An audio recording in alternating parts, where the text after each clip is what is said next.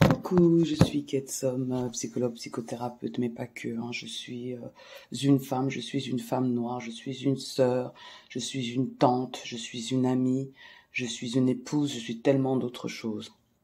Et donc c'est avec toutes ces casquettes que je viens réfléchir avec vous, avec ceux qui veulent, ok. Par rapport aux femmes noires, surtout les femmes noires militantes qui pensent devoir se justifier d'être avec une personne non noire ou d'être avec une personne blanche. Parce que c'est ça la traîtrise. C'est d'être avec un homme blanc, pas une personne blanche. Parce que bien sûr, les hommes noirs, eux, ils peuvent être avec des femmes blanches. Voilà. Bien sûr qu'il y a certaines femmes noires qui vont trouver ça problématique, mais ils en ont rien à faire. Et à la rigueur, je leur donne raison. Il n'y a pas de souci. Ce qui serait bien, c'est que les femmes noires ne portent pas cette responsabilité collective-là à vouloir se justifier des choix de vie privée, ok? Alors, dernièrement, je suis tombée sur un post par hasard, je connaissais pas du tout cette femme, et voilà ce qu'elle dit. Donc, et le premier titre donc sur son post, c'est « Tu as blanchi ta descendance ». Donc, elle s'exprime, et ce qui est marrant, c'est qu'elle écrit « Ce post n'est pas une justification ». Et donc, elle écrit « Je suis une femme noire, militante, mère, mariée à un homme blanc. Et visiblement, ça pose problème à certaines personnes. Sur les réseaux, on me l'a dit sans détour, tu milites pour les noirs, mais tu couches avec un blanc. Tu as blanchi ta lignée. Tu veux guérir, mais tu dors avec l'oppresseur. » Ces phrases-là, on les jette comme des verdicts, mais elles en disent long sur notre douleur collective. Ces personnes croient que l'amour annule la lutte. Elles croient que l'intimité efface la conscience politique. Mais être en couple avec un homme blanc, ce n'est pas renoncer à ma lucidité sur le système, les dynamiques raciales d'origine ou en cours encore aujourd'hui. Ce n'est pas déposer mes armes, c'est parfois devoir les manier encore plus finement. Un jour, la mère d'une camarade de ma fille m'a demandé « Comment tu fais pour te sentir légitime dans ce que tu fais ?» Moi, j'ai eu des remarques blessantes. Et j'ai décidé de réfléchir sérieusement à la question. Donc, aimer une personne blanche nous rendrait moins légitimes à militer? Comme si notre intimité annulait notre conscience? Comme si l'amour devait forcément se vivre dans une pureté militante pour être crédible? Je vais peut-être briser un tabou dans l'espace public. J'ai été en couple avec des hommes noirs. Je l'écris sans colère, mais en étant plus lucide que jamais. La couleur ne protège pas de l'aliénation. Le colorisme, le sexisme, la misogynie noire, ce sont aussi des héritages coloniaux intégrés profondément chez certains. J'ai aimé des hommes qui me ressemblaient, mais qui avaient intégré le mépris du dominant, et qui me le renvoyaient dans leurs mots, leurs gestes, leur façon de relationner avec moi. Être noir ne suffit pas. Ce qui nous relie, ce n'est pas la couleur, c'est la conscience. Un homme noir peut me blesser profondément s'il a appris à se détester, à me craindre, à me diminuer. Et un homme blanc ne me sauvera pas non plus. Mais j'ai choisi mes relations sur un seul critère, la capacité à aimer sans écraser, à désapprendre, à regarder l'autre dans sa pleine humanité. La radicalité, c'est ça aussi. Je l'affirme et n'en déplaise à certains, je suis une femme afrodescendante, militante, engagée et je suis mariée à un homme blanc. Il y a des gens pour qui ces deux réalités ne devraient pas coexister, mais elles coexistent en moi, en toute conscience. Alors c'est clair que pour moi, et comme beaucoup de personnes qui ont laissé des commentaires, ce post semble être une forte justification. Alors encore une fois, voilà, moi je me cache pas, je suis mariée à un homme blanc et j'en ai rien à faire du qu'en dira-t-on, ok? Et donc moi, la question que je me pose, c'est pourquoi les femmes noires, et surtout les femmes noires donc, qui se considèrent comme militantes, pourquoi elles ont ce besoin de se justifier? Alors que je suis désolée, les hommes noirs n'ont pas à se justifier. À la rigueur, ils en ont rien à faire. Et franchement, je suis d'accord avec eux. Pourquoi se soucier du qu'en dira-t-on des personnes qui n'ajoutent rien à notre vie privée, c'est-à-dire que c'est pas eux qui payent nos factures, ok? Donc pourquoi se justifier? Et savoir que À partir du moment où on donne son opinion sur une plateforme, il y aura toujours des détracteurs. Il y aura toujours des personnes qui vont essayer de trouver quelque chose qui ne va pas dans ta réflexion, quelque chose qui ne va pas dans ta vie pour soi-disant te discréditer.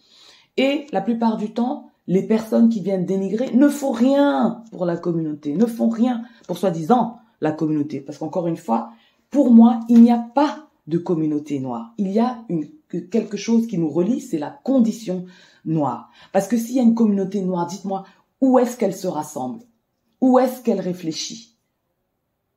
Où? Dans les réseaux sociaux? Les plateformes là sont à vous? Hein? Dans quelle église? Dans quelle institution?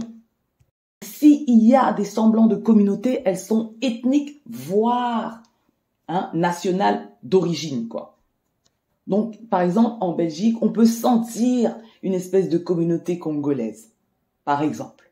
Mais en France, excusez-moi, quoi, il n'y a pas de communauté noire, ça c'est clair. Il y a une condition noire, il y a une expérience noire qui fait que, voilà, on a envie de discuter de ça entre nous. Ok? Personnellement, à partir du moment où on commence à se mettre dans des cases, se mettre dans des boîtes, donc militantes, afroféministes, voilà. Là, pour moi, c'est vraiment se bloquer quelque part, quoi, devoir rendre des comptes. Encore une fois, je suis une femme noire et je ne me considère absolument pas comme une militante, comme une afroféministe. Je dirais pas exactement pourquoi, mais disons que pour ceux qui ont entendu le point de vue de Leonora Miano, je le souscris. Voilà. C'est pas intéressant pour moi d'être afroféministe ou de me considérer, de me mettre dans une boîte en tant que militante. J'ai compris, parce qu'il y en a qui commencent sur les réseaux, enfin qui commencent il y a quelques années ou je ne sais quoi, depuis Facebook. Depuis Facebook. Il y avait plein de discussions sur tout ce qui est la question noire. Je peux vous dire que j'ai compris que les hommes noirs peuvent être avec qui ils veulent et réfléchir sur les questions noires, pas de problème. Il va y avoir 2-3 critiques qui vont balayer d'un revers de la main avec le soutien de beaucoup de frères noirs. Quand il s'agit de la femme noire qui va vouloir réfléchir sur des questions noires, une fois qu'ils savent que cette personne noire est avec un homme blanc, c'est la fin de la discussion, même quand la discussion a commencé par une personne métisse. Ok? C'est pour dire.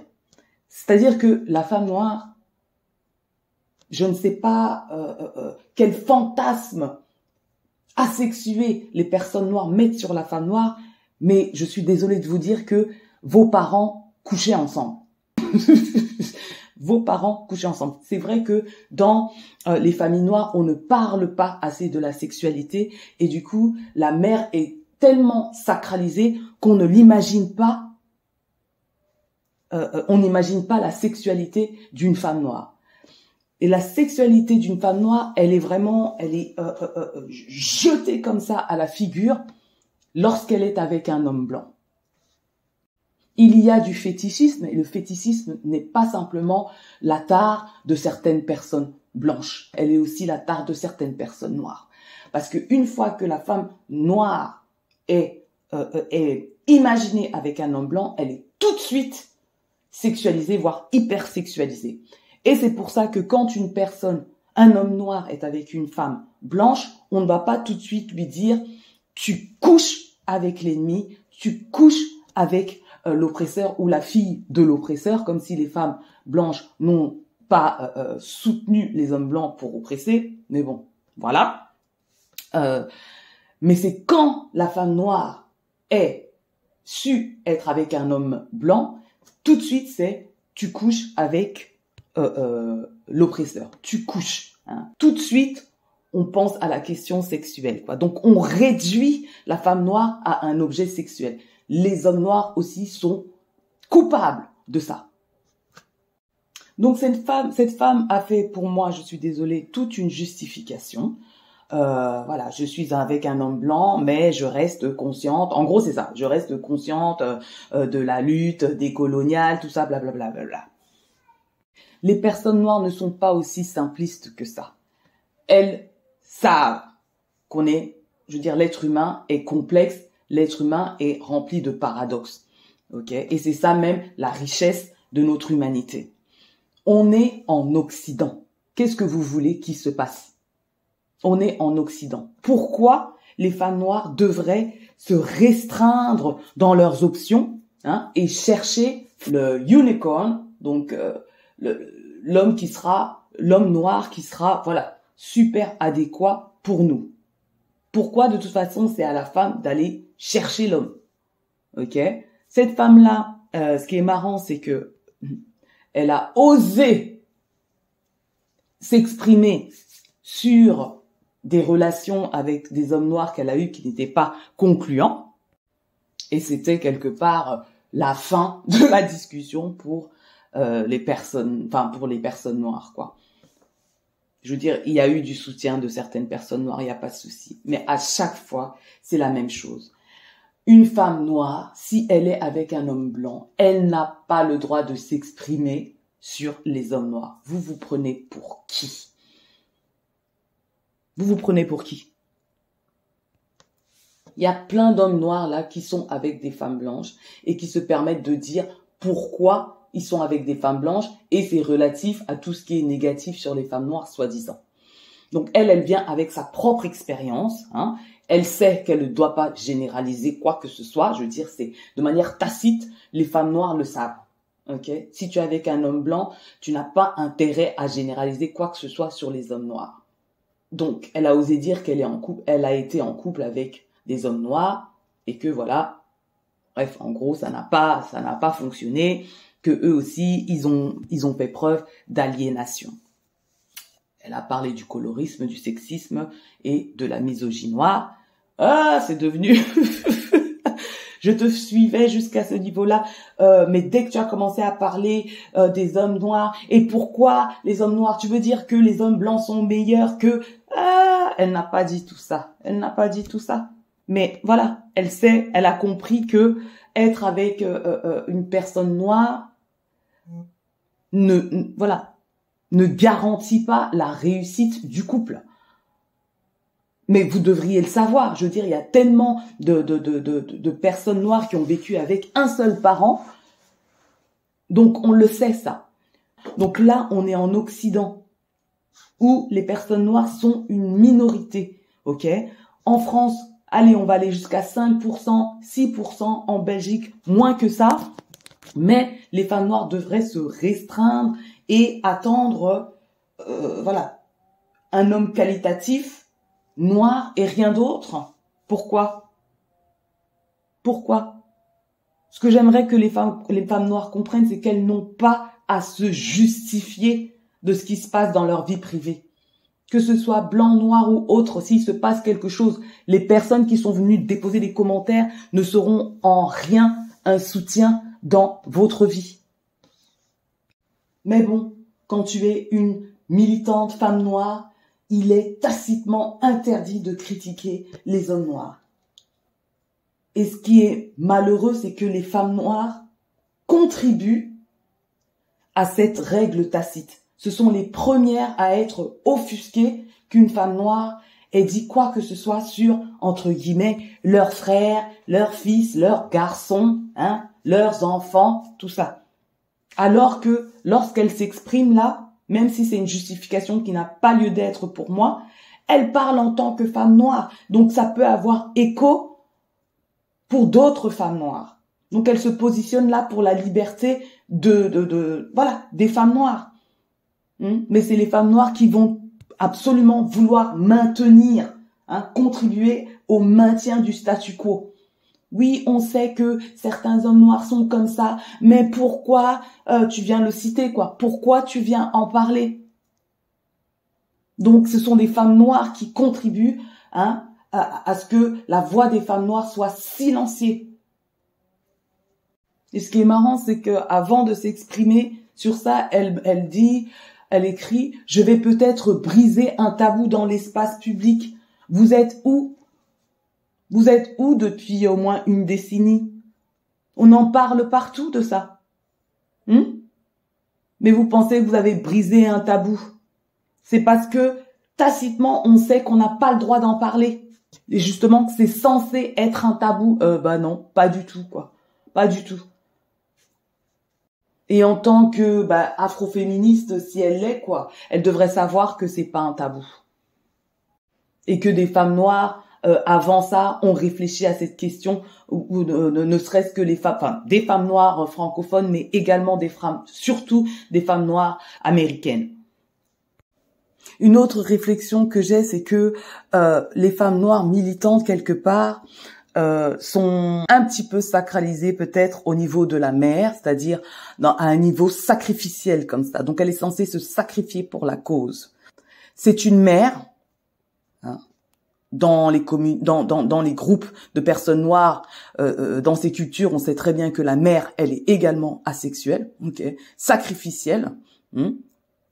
Mais comme je dis, penser une femme noire avec un homme blanc, c'est tout de suite la sexualiser, voire l'hypersexualiser. Et donc, il y a un côté misogyne, effectivement, voire misogynoir. Parce que quand on pense à l'homme noir, comme je dis, avec une femme blanche, on ne pense pas tout de suite à la sexualité. On pense peut-être même plus à l'amour.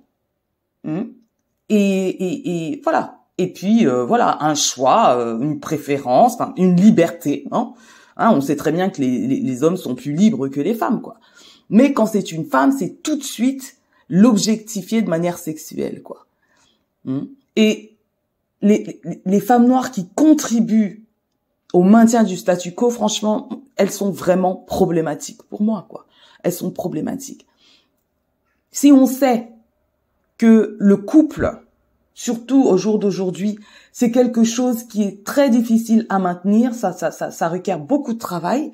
Donc que vous soyez avec un homme blanc, noir ou autre là, il va y avoir ces complications, il va y avoir ces complexités. Donc de penser que juste être avec quelqu'un parce qu'il a avec un noir, juste parce qu'il est noir, ça va, je sais pas moi, la personne va mieux vous comprendre parce qu'elle comprend le racisme. Vous vous trompez, vous vous trompez. Les hommes, quels qu'ils sont, ont du mal à comprendre l'expérience féminine. Et c'est tout à fait normal, ce sont des hommes. Donc effectivement, de voir un peu plus le caractère de la personne que la couleur. On est en Occident, donc nous sommes une minorité et les femmes noires n'ont pas à se restreindre dans leurs options. Parce que si vous vous restreignez, c'est là que vous aurez bien plus de problèmes. Et vous allez vous restreindre à être avec des hommes noirs juste parce qu'ils sont noirs. Ça ne va durer qu'un temps. Ça ne va durer qu'un temps. Et une fois que le couple se termine, ce sera toujours la faute de la femme. C'est toujours la faute de la femme. Donc prenez ça pour acquis et faites vos choix. Donc il y a eu tellement de commentaires qui ont été écrits pour parler des combats des coloniaux, de nos ancêtres, de la communauté, d'aliénation, Parce qu'on sait au moins que la femme noire va certainement lire les commentaires. Parce que quand vous voyez un homme noir qui est dans sa relation de couple mixte là, qu'il soit militant ou pas, vous n'allez jamais voir des rédactions écrites parce qu'on sait qu'en règle générale, les hommes, ils vont pas se casser la tête à lire tout ça. Et de deux, ils en ont rien à faire. Ils ont fait leur choix. Ils sont libres de faire leur choix. Mais les femmes, elles, on aimerait limiter leur liberté. Donc, vous êtes là à réfléchir sur des choses décoloniales, tout ça, alors que vous êtes là à vouloir limiter des femmes noires dans leur liberté d'agir. On est en Occident, on n'est pas dans un pays Afrique à majorité noire. Laissez les femmes être libres de leur choix. Mais encore une fois, elle a voulu ouvrir le débat et se justifier de son choix. C'est là où a été son erreur. Et pour les gens, vous savez, le militantisme, c'est le fantasme absolu du sacrifice. Militer pour la cause noire et être avec un homme blanc est perçu comme antinomique, absolument opposé. Et quelque part, je le comprends. Je le comprends. Je veux dire, de manière simplifiée, on peut le comprendre. Maintenant, je refuse ce 2 poids 2 mesures. On sait très bien que dans l'histoire, et même de manière actuelle, les personnes qui ont réfléchi sur, voilà, la condition noire sont souvent ou ont beaucoup été avec des personnes blanches. On le sait très bien, que ce soit en Occident ou même en Afrique. Ok? Nos présidents là, hein, avec leur mental toujours colonisé, hein, je suis pas sûre que d'ailleurs que ce soit simplement mental. Encore une fois, dans la zone CFA, pour moi, on est toujours colonisé. Hein. Et donc, il y a toujours des présidents qui vont réussir à trouver une femme occidentale. Donc occidentale blanche, j'entends. Hein. Blanche, voire métisse pour parler du président du Cameroun là. Française, où elles ont été en tout cas. Comment se fait-ce? Comment se fait-ce? Donc là, vous avez tout un pays pour vous, tout un continent, même si on veut traverser les ethnies et les nations, tout un continent à majorité noire, mais vous arrivez à trouver votre première dame qui sera blanche. Ça, c'est un problème. Mais comme ce sont des hommes qui le faisaient, ça n'a pas fait autant de boucan ou quoi que ce soit. C'est aujourd'hui qu'on commence à parler de ces histoires de présidents avec les femmes blanches occidentales. Donc voilà, qui a certainement justement une vassalisation, quelque chose comme ça. Des grandes figures de l'histoire, de la condition noire, de la réflexion noire ou africaine, là, ils étaient avec des femmes blanches. Ça ne posait pas de problème parce que l'homme noir, il est libre de faire ce qu'il veut. Et maintenant que certaines femmes noires se permettent d'ouvrir leurs options et afin d'être aimées correctement comme elles le désirent et comme elles le méritent, et si cette personne-là n'est pas noire, c'est tout un problème. Je peux comprendre la jalousie des hommes noirs, mais je ne comprends pas la contribution des femmes noires à vouloir maintenir ce statu quo. Vous n'êtes pas obligé d'être avec une personne blanche. Mais sachez que quand une personne noire, quand une femme noire montre qu'elle est libre de choisir son amour, c'est très bien. Hein, c'est avantageux pour les femmes noires, qu'elles aient envie d'être avec des hommes noirs ou pas. C'est avantageux pour les femmes noires. Donc prenez ça comme ça, au lieu de vouloir réfléchir et soi-disant vous vexer à la place de votre frère ou de votre fils ou de vos garçons. Arrêtez d'infantiliser les hommes noirs. Il y a des hommes noirs qui savent très bien que certains hommes noirs sont vraiment inadéquats, inintéressants pour leur sœur, entre guillemets, pour leur fille. Encore une fois, les femmes en règle générale sont les gardiennes des traditions. Et donc quelque part les gardiennes des règles sexistes et patriarcales. Ok ? Donc nous contribuons à notre propre servitude quelque part. Et je suis pas en train de dire que le problème est propre aux personnes noires. Parce que effectivement, si vous regardez ailleurs, quand une femme blanche est avec un homme noir ou un homme arabe, si ça se passe mal, les hommes blancs vont se moquer d'elle. Ça va être le même discours ou quoi que ce soit. Alors qu'on sait qu'en règle générale, ce sont les hommes qui se mélangent le plus dans tous les groupes, sauf chez les Asiatiques blancs. Parce que les hommes sont, soi-disant, beaucoup plus libres. Mais montrez-leur que vous êtes libre de choisir. Et on l'est vraiment en tant que femme. Surtout en Occident, on a du choix. Et on n'a pas à être silencié par les gardiennes des traditions. Si l'excision, par exemple, existe toujours dans certaines contrées, c'est parce que c'est perpétué par des femmes.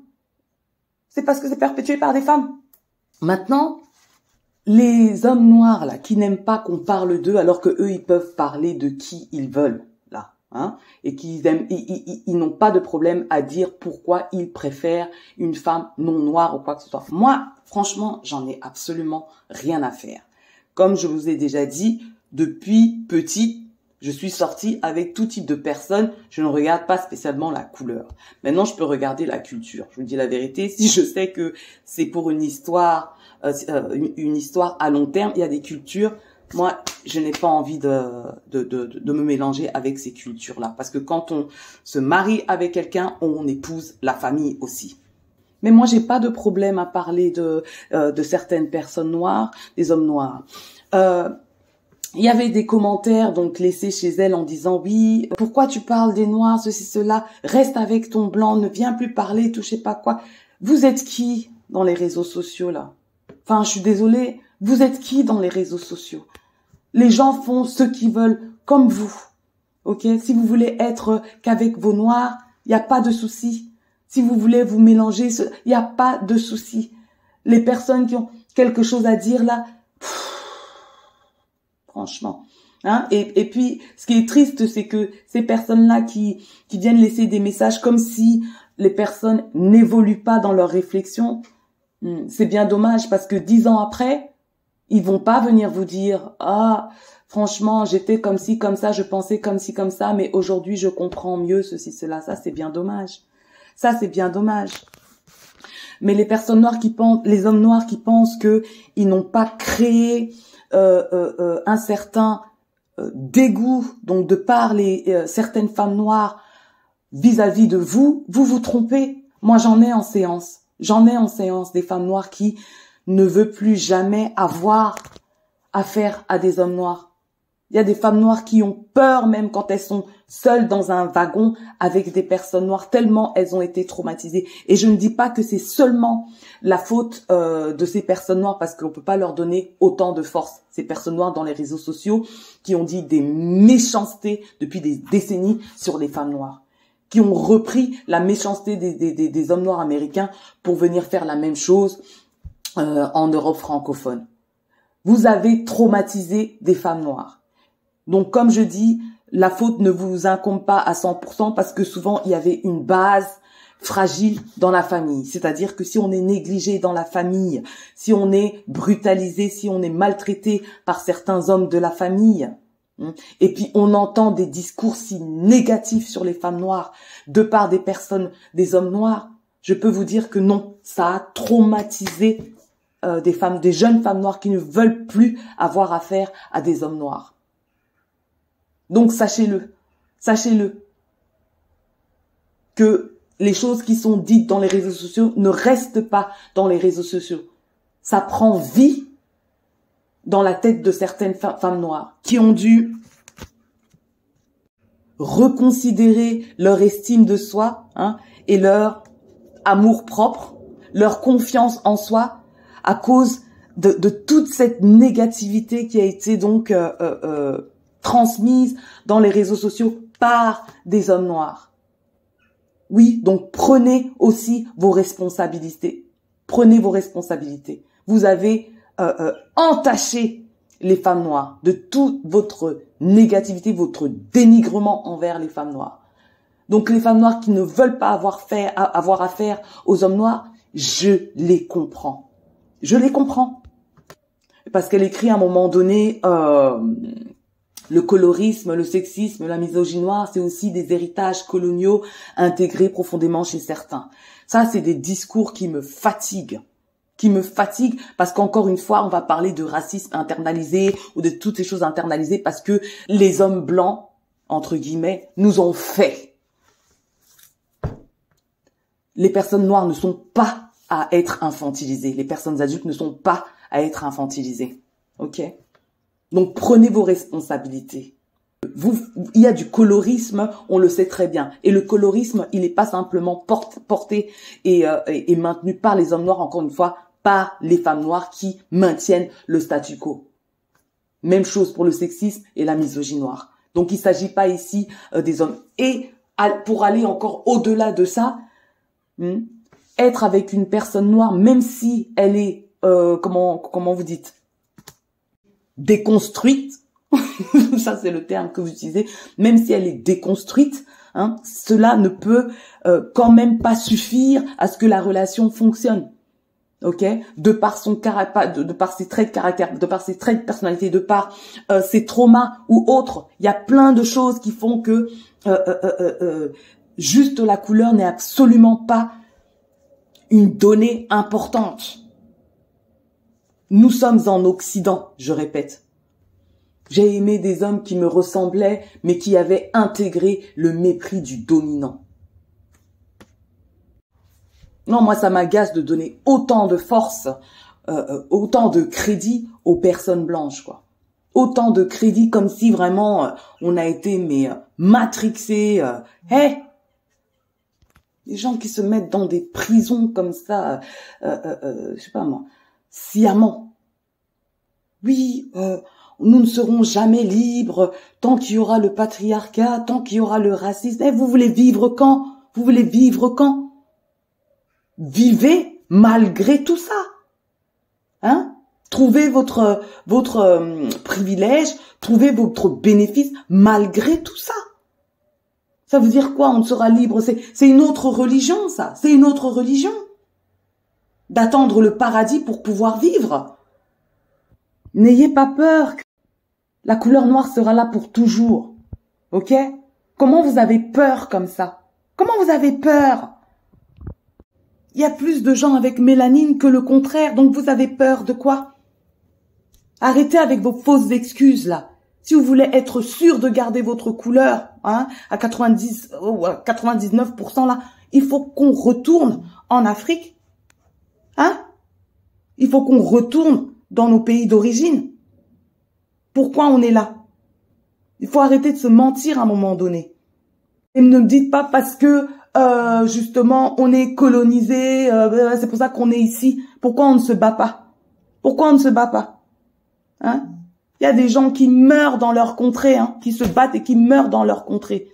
Hein, comme je dis, nous, on est des déserteurs ou des enfants de déserteurs. Et puis, on vient faire les politiques là dans les réseaux sociaux. Arrêtez de faire pitié comme ça, franchement. En tant que membre de la société, chaque femme noire a le droit de s'exprimer sur n'importe quel sujet. Donc, elle est libre de s'exprimer sur n'importe quel sujet social ou sociétal comme n'importe qui. Et donc, je dis bien comme n'importe qui. C'est-à-dire que si la majorité ne peut pas s'exprimer sur certains sujets, c'est la majorité sociétale. Si vous voyez de quoi je parle. Donc, pour ça, on n'est pas spécialement libre. Mais pour d'autres choses, pour la plupart des choses ou pour les choses sur lesquelles tout le monde s'exprime, les personnes noires et les femmes noires également ont le droit de s'exprimer. Donc les femmes noires, je ne sais pas pourquoi vous vous gênez, vous avez le droit de vous exprimer au sujet de vos frères, entre guillemets. Et c'est les femmes noires qui doivent le comprendre d'abord, au lieu de vouloir maintenir je ne sais pas quel statu quo et se mettre dans une prison. Hein, dans une prison mentale comme ça. Vous êtes libre de faire vos choix, hein, et d'en subir les conséquences, effectivement. Et les femmes noires n'ont pas à se justifier de quoi que ce soit. En tant que femmes noires, nous ne devons rien aux hommes noirs. Et vice-versa. Ce qui serait bien, c'est que les hommes noirs et les femmes noires collaborent. Ça, ce serait bien. Et avec la méchanceté, hein, le dénigrement qui a eu lieu dans les réseaux sociaux des hommes noirs, excusez-moi, quoi. Excusez-moi, vous êtes, hein, les hommes noirs, vous êtes en dette.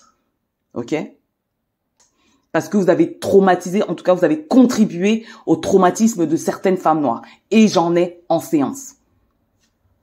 Et encore une fois, je n'élimine pas les femmes noires de cette équation, parce que c'était encore avec la contribution des femmes noires. Donc la non-protection des femmes noires, de femmes noires à femmes noires, que des hommes noirs se sont permis ça. Dans les familles et au-delà. Mais surtout, les femmes noires ne doivent pas attendre l'autorisation pour s'exprimer. Hein? Vous n'êtes pas censé vous silencier pour qui que ce soit. Pour qui que ce soit. Votre expérience est valable. Hein? Et si vous voulez parler d'expérience d'autres personnes, c'est valable aussi. Hein? Toujours avoir peur de choquer les hommes noirs parce qu'on a peur, généraliser, je sais pas quoi. Eux, ils en ont rien à faire. Ils en ont rien à faire. S'ils veulent parler des femmes noires, ils vont dire les femmes noires, ils vont pas se casser la tête. Hein? Nous, on est là où on doit réfléchir certains, des hommes noirs, parce que sinon, hein? Et c'est même pas les hommes noirs même qui freinent, ce sont les femmes noires. Que c'est elles qui vont venir là, voilà. Les mères de la communauté, hein, les mères du groupe là, qui vont vite venir infantiliser les hommes noirs là, et prendre parole à leur place. Maintenant, en tant que militante, si ça pose problème à certaines personnes que effectivement que tu sois militante et que tu es en même temps avec une personne blanche et que ça peut ça peut poser problème, je ne sais pas pourquoi, ces personnes-là ont le droit de ne plus te suivre. Ça, c'est clair. De toute façon, quand les personnes partagent leurs opinions, c'est prendre un risque de ne pas être apprécié par en tout cas que son opinion ne soit pas appréciée par telle personne ou telle personne. C'est leur droit, c'est leur droit. Mais c'est pas la peine de vouloir se justifier, parce que se justifier, c'est comme si on n'est pas clair sur nos décisions, justement. Il existe autant de différences dans les couples mixtes. Je veux dire, c'est des personnes uniques dans une relation unique. Ce qui veut dire que toutes les femmes noires, parce qu'elle disait à un moment donné que être avec un homme blanc, c'est manier, comment elle a dit ça? C'est manier, c'est devoir manier ses armes encore plus finement. C'est pas le cas pour tout le monde. C'est pas le cas pour tout le monde. Il y a certaines personnes qui vont bénéficier de tellement de privilèges qu'ils n'auront pas à manier quoi que ce soit. Voilà quoi. Il y a d'autres personnes qui vont rester dans leur aliénation, entre guillemets, hein, les termes que vous utilisez, dans leur aliénation avec leur personne blanche. Ok. Et il y en a d'autres, effectivement, qui vont pouvoir manier, enfin, en tout cas, comprendre des choses un peu plus finement, oui, effectivement, parce que côtoyer des personnes blanches, c'est aussi comprendre d'autres perspectives, des personnes blanches, des personnes arabes, des personnes indiennes, d'autres perspectives qui enrichissent effectivement notre réflexion sur telle ou telle question. Ça, c'est clair. Nous sommes des êtres sociaux. Mais tous les couples mixtes ne se ressemblent pas. Et donc, ce n'est pas toujours révolutionnaire que d'être avec une personne blanche. Et ce que je trouve encore hypocrite, hein, c'est que ils sont choqués d'entendre que certaines femmes noires sont avec des hommes blancs, mais ils vont adorer leurs enfants. Surtout si ce sont des filles. Ils vont adorer leurs enfants. Justement, colorisme, hein, featurisme, texturisme, voilà. Même si en règle générale, les hommes noirs préfèrent les métis. En tout cas, ils élèvent plus les métis dont le père est noir. Je ne sais pas pourquoi, sachant que la culture, elle est bien plus transmise par la mère que le père. Mais voilà. Mais ou sinon, ce sont les femmes noires qui sont aliénées, je sais pas quoi. Faudrait franchement arrêter avec ce 2 poids 2 mesures, quoi. Les plus aliénés, on sait très bien que ce sont les hommes noirs, quoi. Donc en vrai, mon message, c'est que n'ayez pas peur et soyez libres, femmes noires, de faire vos choix. C'est vous qui en porterez les conséquences et personne d'autre.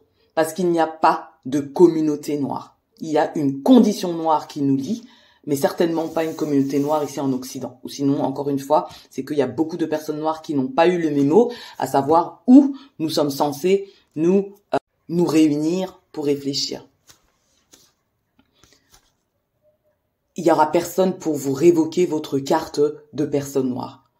Vous êtes une femme noire, avec certainement des frères et sœurs, avec certainement des neveux noirs, avec certainement des oncles, des tantes noirs. Donc voilà, c'est pas parce que vous êtes avec un homme blanc que ça efface votre expérience noire sur laquelle vous avez le droit de vous exprimer, mais vous avez le droit de vous exprimer sur tous les sujets sociaux. Ok? Et soyez clairs que votre bonheur vous incombe, hein, et ne plaira pas toujours à tout le monde. Mais surtout, arrêtez de vous justifier, quoi. Soyez libres. Soyez libres. Arrêtez de vous justifier. Donc voilà ce que j'avais à dire sur le sujet. Dites-moi ce que vous pensez avec le respect qui incombe, parce que moi, j'ai pas autant de patience que d'autres, quoi. Et on se capte à la prochaine. Peace.